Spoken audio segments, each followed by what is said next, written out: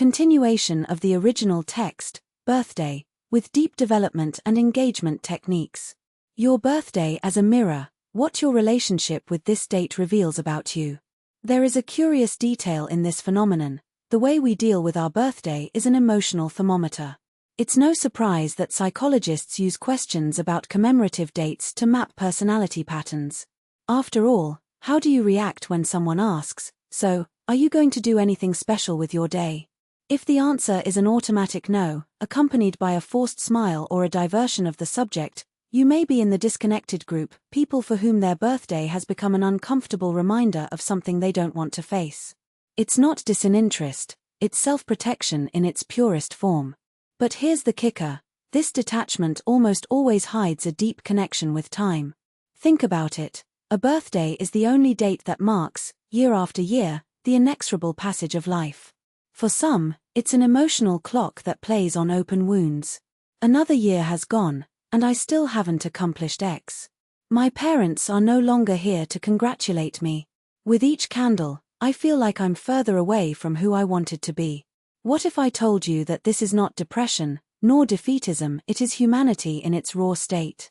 The science behind unbirthday, why your brain may hate this date. Neuroscientists discovered that emotionally charged memories, like a disappointing childhood birthday, activate the amygdala, the region of the brain responsible for fear and the fight-or-flight response. In other words, your body may react to your birthday as if it were a threat. A Harvard University study revealed that people with trauma associated with commemorative dates, such as abandonment, bereavement, or public humiliation, develop negative conditioning. The brain associates a birthday with pain, and the body responds with avoidance in the same way that someone with a phobia of heights avoids climbing into high places. But here comes the key twist. This mechanism is not a failure, it is a survival strategy. Your brain is trying to protect you from reliving something painful. The problem isn't not liking birthdays, it's not understanding why. The three archetypes of non-celebrators, which one is yours? If you identify with this topic, you probably fit into one or more of these profiles. Which one sounds familiar? 1. The survivor. Typical phrase, birthday? Just one more day. Hidden trait, resilience forged in fire. You have experienced losses, betrayals, or failures that coincided with this date. Example, the father who disappeared on his 10th birthday. The girlfriend who ended the relationship as a gift. Mechanism, the brain turned the birthday into an endurance test.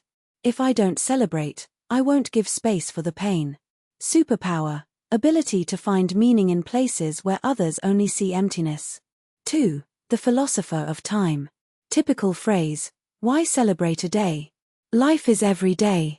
Hidden trait, acute existential awareness.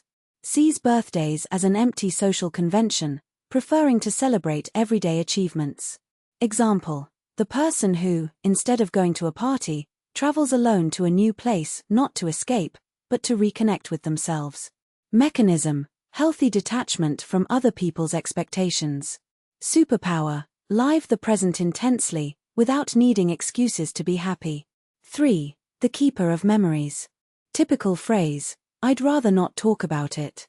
Hidden trait, unresolved grief or painful nostalgia.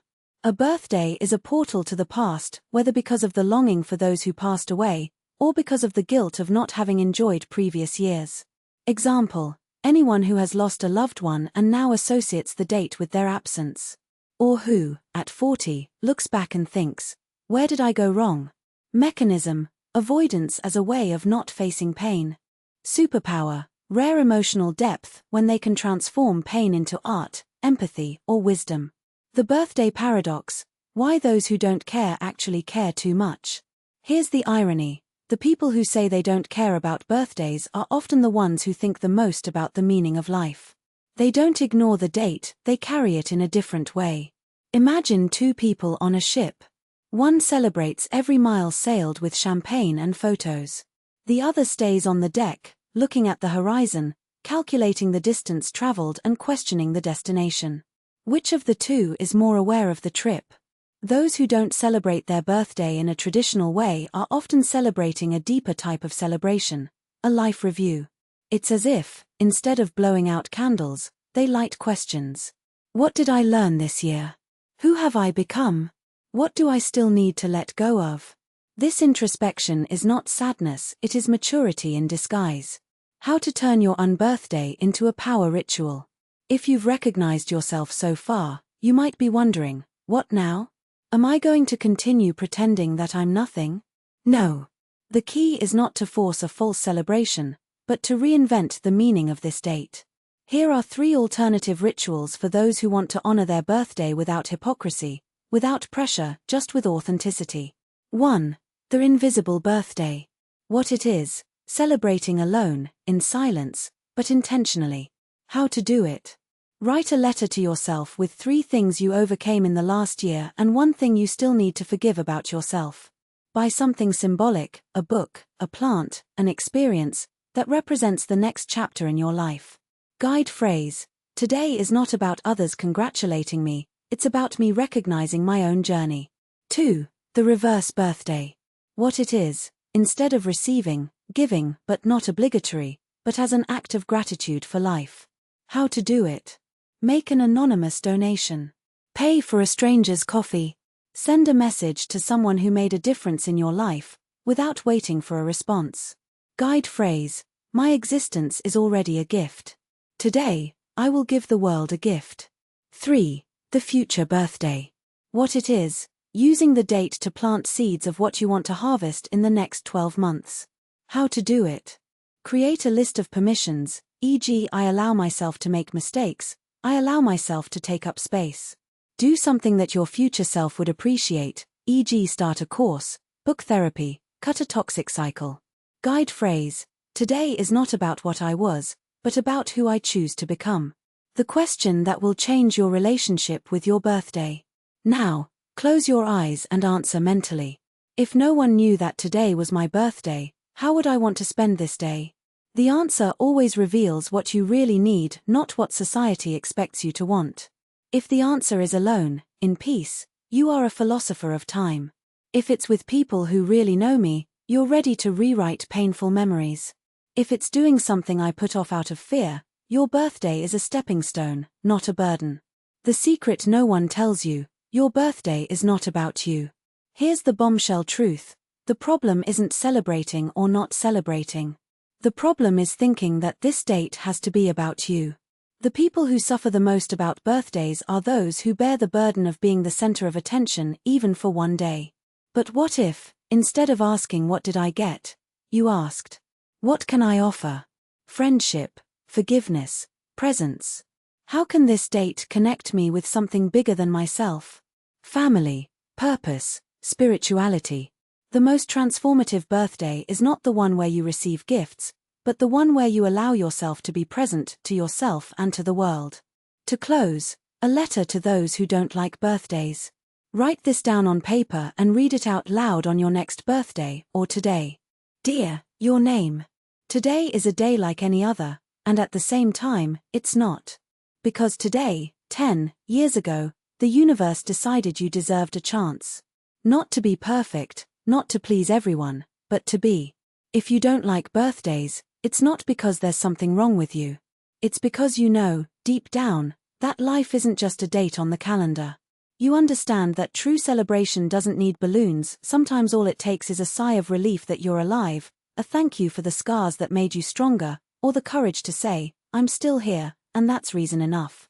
So today, instead of ignoring this day, recognize it. Not as an obligation, but as a turning point. A reminder that you have the power to choose what this date means. It can be a day of sacred silence, of quiet gratitude, of discreet new beginnings, or simply existing, without justification. Because in the end, the greatest gift is not what you get, but what you allow yourself to feel. Happy to be, today and always, you. Now it's up to you, the Conscious Birthday Challenge. If this text resonated with you, do this today, even if it's not your birthday. 1. Choose one of the 3 questions below and answer in the comments, or on paper, if you prefer privacy. What memory linked to my birthday do I need to let go of? How would I like to feel on my next birthday? What would I do today if I wasn't afraid of disappointing others?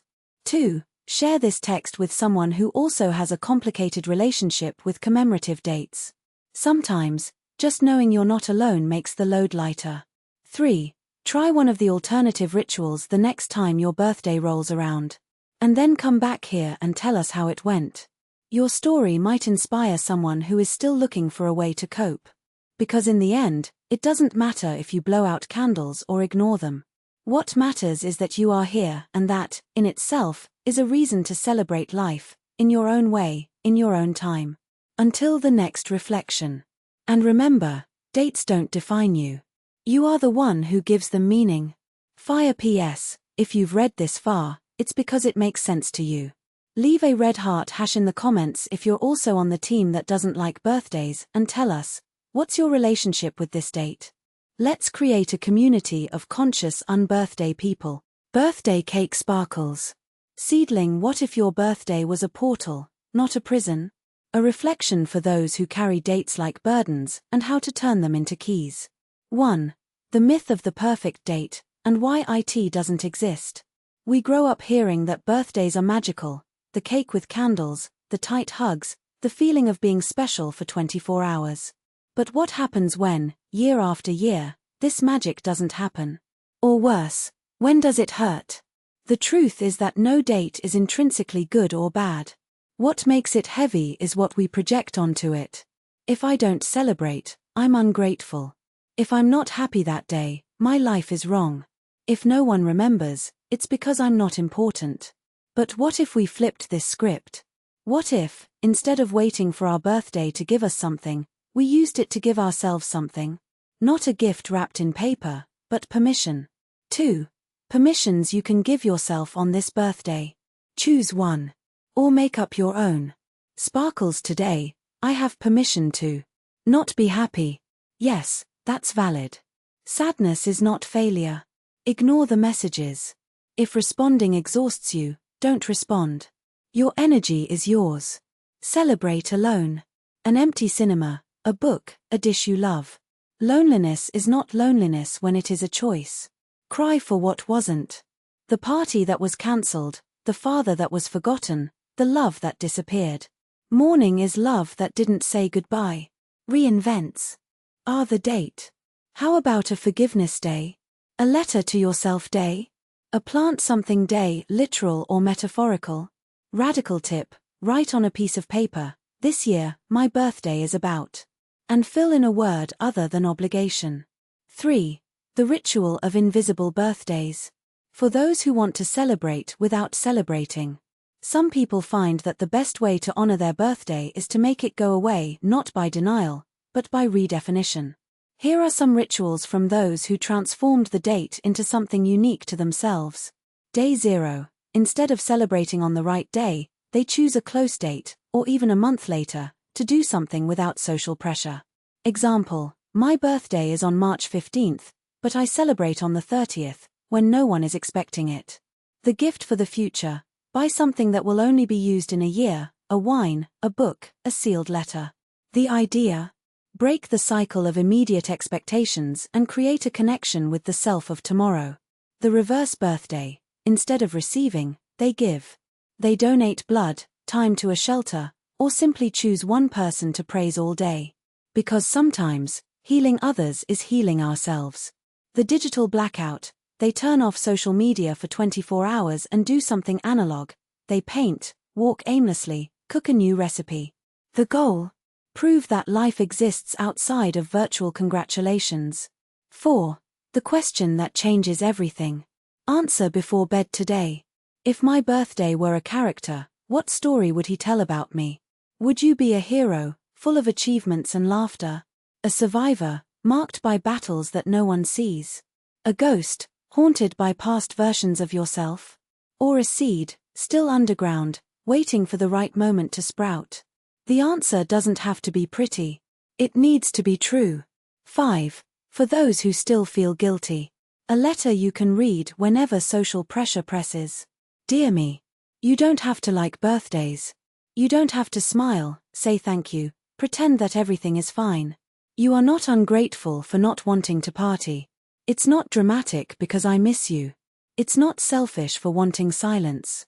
If today it hurts, let it hurt. If today it eases, let it ease. If today is just another day, let it be just another day, but let it be your day, the way you can handle it, the way you need it.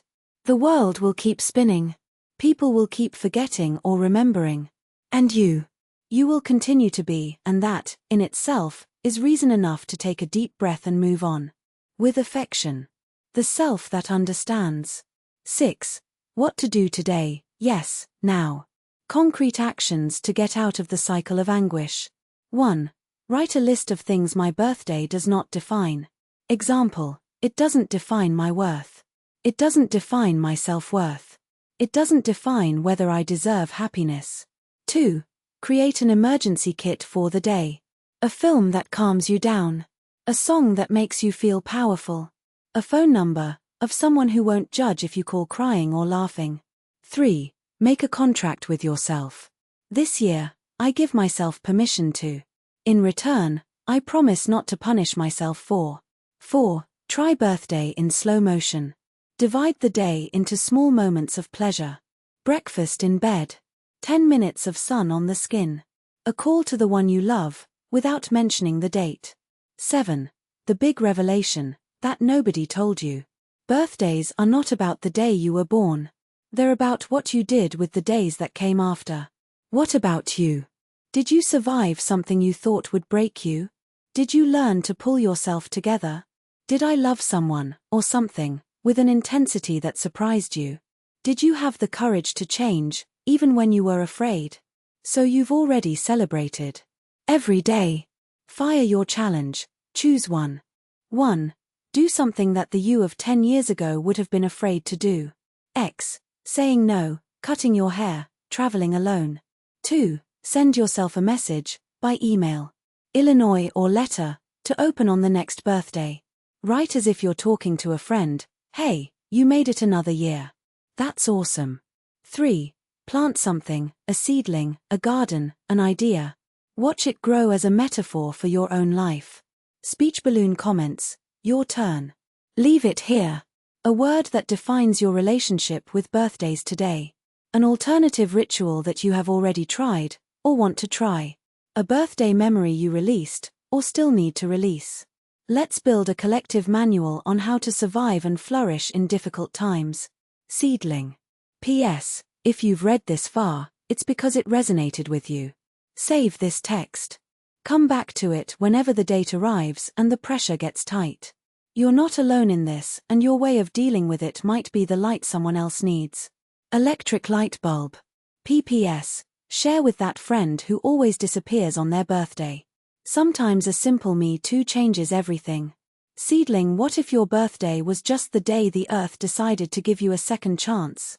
Have you ever stopped to think that, technically, every birthday is a rebirth in disguise? Not in the spiritual sense, although it may be, but in the mathematical, biological, almost poetic sense. For every 365 turns this planet takes around the sun, you receive a silent invitation to rewrite the script. The same brain, the same body, but with new synapses, new scars, new questions. What if, instead of viewing this date as a trial, what have I accomplished? You viewed it as a laboratory.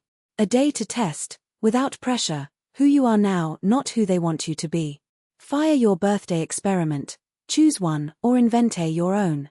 1. The day of no. For 24 hours, refuse everything that doesn't serve you. Invitations out of obligation, forced smiles, automatic yes. Write down how many times you said no and how your body reacted. Hint. The first refusal hurts. The third releases. 2. Reverse time capsule. Instead of keeping memories, burn or symbolically bury something that no longer fits you. A goodbye letter to a fear, a photo of a version of you that no longer exists, a list of shoulds that you carried for years. Take a photo of the act and keep it as a souvenir. 3. Dinner with a stranger, that's you. Book a table for one in a restaurant. Bring 2 different dishes, 2 glasses of wine. Talk to yourself from 5 years ago. Questions. What did you think you would be happy with today? Then, change seats and respond as your current self. Bonus. Pay the bill with the card you most avoid using. Yes, that's financial therapy. 4. The gift you never gave yourself. Buy that silly thing you've always put off, the expensive notebook, the ceramics class, the ticket to a show alone. It's not mimimi, it's reparation.